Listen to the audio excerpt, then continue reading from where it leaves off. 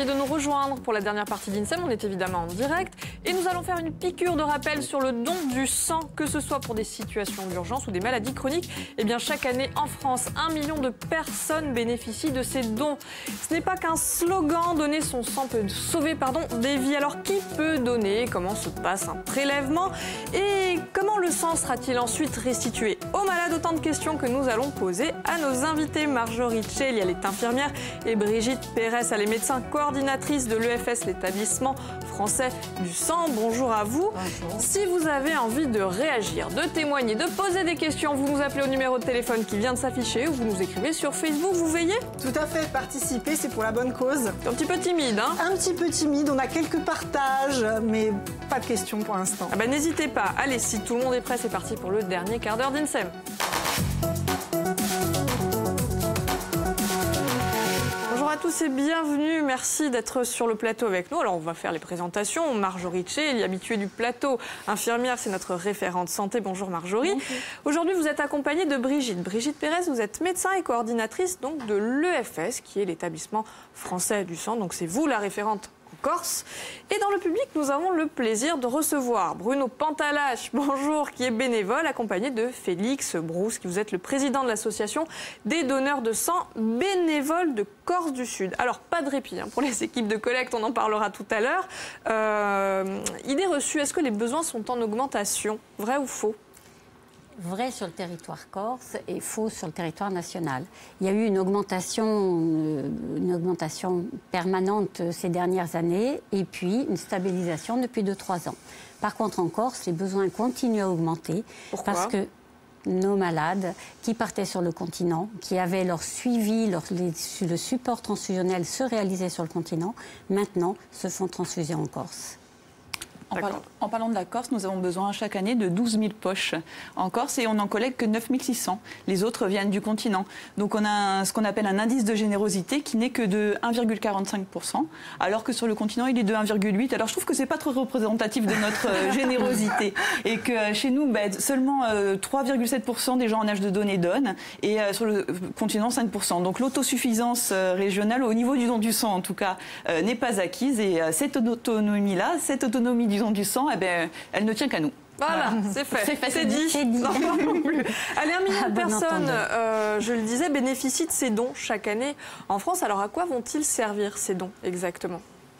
Ces dons, ils vont servir à transfuser des globules rouges dans les anémies, qu'elles soient traumatiques, c'est-à-dire quelqu'un qui perd son sang et qui a besoin d'être transfusé, un accident, un accouchement qui se passe mal, voilà, donc une hémorragie massive.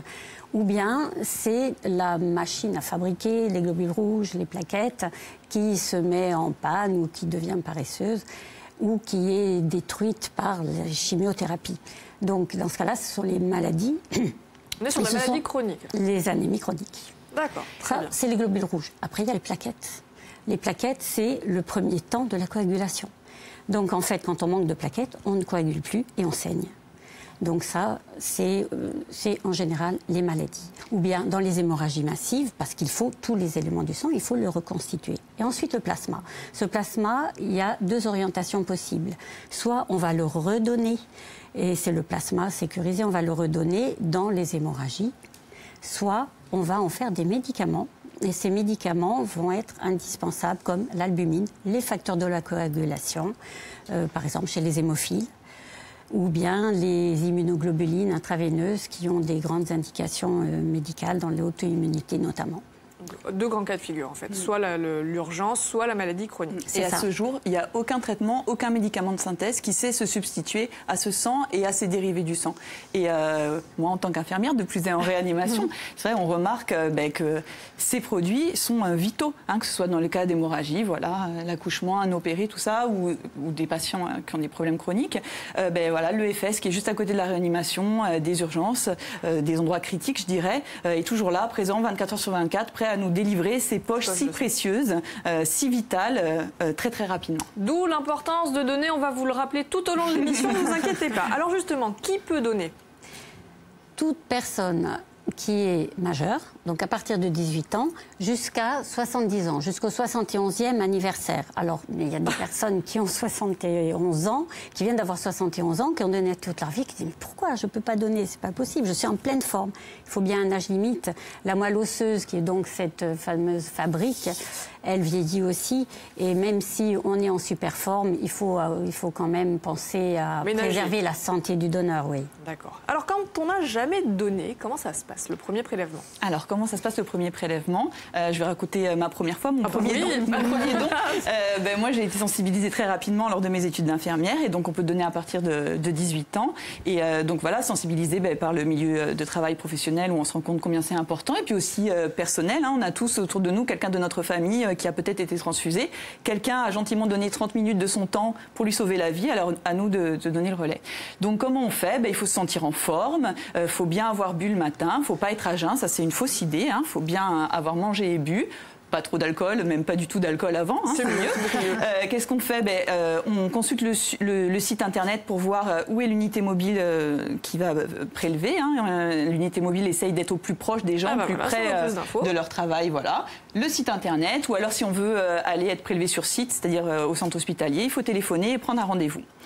Une fois ça, on arrive, on est accueillis très chaleureusement par peut-être l'association, peut-être Bruno, Félix qui sont ici présents, ainsi qu'un agent d'accueil. Il faut avoir sa carte d'identité quand c'est la première fois qu'on donne. D'accord, alors on n'oublie pas ça. Très important. Voilà, première fois qu'on donne, on prend sa carte d'identité. Et on va vous donner un questionnaire. Ce questionnaire, on le remplit et ensuite, on a ce qu'on appelle une consultation pré-don avec un médecin. Ce médecin vous aide à finir de remplir ce questionnaire et ça sert à quoi? Mais ça sert à voir si votre don peut se faire en toute sécurité pour vous, donneur, mais aussi pour les gens qui vont le recevoir. Alors, il ne faut pas être frustré si ce jour-là, c'est pas possible. Le médecin vous expliquera pourquoi. Moi, ça m'est déjà arrivé, mais il faut y retourner. C'est pas grave. Voilà. Donc ensuite, le prélèvement se passe, c'est 10 minutes. Alors, j'entends déjà, moi j'ai peur de l'aiguille, tout ça. Or, c'est comme une prise de sang. Voilà. C'est fait par des infirmières expertes. Petite coucou, des belles infirmières expertes. Coucou aux collègues. Et voilà, ça se passe en position allongée, sous surveillance d'une infirmière. 10 minutes. Et après, vous êtes dirigé vers la collation. Là, on vous offre à boire, on vous offre à manger. Voilà, et puis vous parlez avec les autres donneurs, vous parlez avec les membres de l'association. Ça dure à peu près 20 minutes. Oui, c'est convivial. Je tiens à le dire. Je me fais ressentir comme ça. Oui, c'est convivial. Et pendant 20 minutes, vous êtes sous la surveillance des gens de l'EFS et avec les charmantes personnes de l'association. Donc en tout, ça prend quoi? 30 minutes? Allez, 30-45 minutes de son temps pour sauver plusieurs vies. C'est facile d'être un héros, non? C'est bien ça, notre slogan. On a une question de Jean-Luc qui nous demande si on peut donner lorsqu'on est tatoué. Alors, le tatouage en soi n'est pas une contre-indication, dans la mesure où on l'a fait depuis plus de 4 mois. D'accord. Donc c'est simplement une contre-indication relative pendant 4 mois, c'est un principe de précaution simplement. Sinon, oui, on peut donner. Bien Alors, sûr est-ce qu'il y a qu'on peut d'autres donner. contre-indications? Oui, il y en a beaucoup des contre-indications. Mais des contre-indications, il y a les contre-indications qui sont temporaires, c'est-à-dire pendant un certain laps de temps, parce qu'on risque de transmettre par exemple une maladie, ou que soi-même on n'est pas en état de donner. Ou parce qu'en fait, quand on est enrhumé, par exemple, est-ce qu'on peut y aller? Non, enrhumé, on peut y aller si on est en pleine forme par ailleurs. Il y a des rhumes qui fatiguent et qui sont surinfectés. Dans ce cas-là, bien sûr qu'il ne faut pas venir. Et il y a des rhumes qui sont bien vécus. On a simplement un peu le nez bouché. Il n'y a pas de passage sanguin dans ce cas-là. Donc, il n'y a aucune contre-indication à donner. En fait, c'est vraiment... Est-ce que la santé du donneur va pouvoir permettre le don sans nuire au donneur? Et est-ce que le donneur ne va pas transmettre une maladie virale ou bactérienne au patient qui va recevoir la poche? Donc en fait, c'est le rôle du médecin de voir un petit peu quelle est l'éligibilité. Vous avez parlé de l'âge tout à l'heure. Le poids aussi peut être une contre-indication. Le poids, il faut peser plus de 50 kilos. Et pas de poids plume. Et moins de 130 kilos. Et certains voyages aussi. Alors, certains voyages, ce sont des contre-indications relatives, enfin temporaires aussi. Il faut un laps de temps quand on revient, par exemple, des pays où il y a le palu ou la maladie de Chagas, qui est une maladie qui ressemble qui est transmise par les punaises des bois en Amérique centrale, Amérique du Sud. Donc oui, dans certains voyages, on ne va pas pouvoir donner pendant les 4 mois qui suivent le retour. D'accord. Alors avant de passer la main aux bénévoles, petite question, petite idée reçue également. A, B, O, est-ce que tous les groupes sanguins sont utiles ou est-ce que vous avez besoin d'un groupe en particulier? On a besoin de tous les groupes. Car si pas d'excuses. Si dans nos frigos qui conservent les poches de sang, nous avons tous les groupes dans une distribution qui correspond à la distribution des groupes sanguins dans la population, chaque personne sera transfusée dans son groupe sanguin. Ensuite, on a bien sûr beaucoup plus de consommation du groupe O, qui est le groupe universel dans le groupe sanguin AB. Il faut savoir qu'il y a 35 systèmes de groupes sanguins sur le globule rouge, ce qui est beaucoup. Ah ben oui. On connaît le groupe sanguin AB parce qu'il est incontournable en transfusion. Donc, on va parler que de celui-là, si vous voulez. Donc, bien sûr que les personnes qui sont du groupe O seront beaucoup plus demandées et on en consommera plus que ne le veut, en fait, la répartition des groupes sanguins dans la population. Alors, il y a les donneurs, mais il y a aussi les bénévoles qui sont essentiels. Alors, vous œuvrez sur le terrain, 1,6 million de donneurs, 750 000 bénévoles à travers la France. Combien êtes-vous en Corse? Alors, en Corse, on est une centaine, ça ne fait pas beaucoup. Donc, il en faut plus, allez-y. Il en faut beaucoup plus. Voilà, on est répartis sur toute la Corse, dans les villes, les villages, les micro-régions. On appelle ça des amicales. Et elles sont fédérées sous 2 unions départementales et coordonnées par un comité régional, qui est le comité régional de Corse. Donc je fais un appel aux bénévoles et à tous ceux qui veulent venir nous aider, être présents sur les collectes. Bon, là aussi, c'est donner un petit peu de son temps, donner un petit peu de soi, mais ça va permettre de sauver pas mal de vies. Donc pour tous les renseignements, un site internet, Coreco DSB. Donc il suffit d'aller voir, il y a nos coordonnées, on nous contacte et on les accueille bien volontiers. D'accord, et comment ça se passe une fois sur le terrain? Sur vous allez le terrain, aider justement sur le terrain, on va être vraiment les partenaires de l'EFS. On va être avant la collecte, on va faire toute la propagande avant la collecte. Ah d'accord, c'est vous qui allez réquisitionner. Voilà, on va réquisitionner, on va aller poser des affiches, on va mettre des banderoles, on va annoncer la collecte.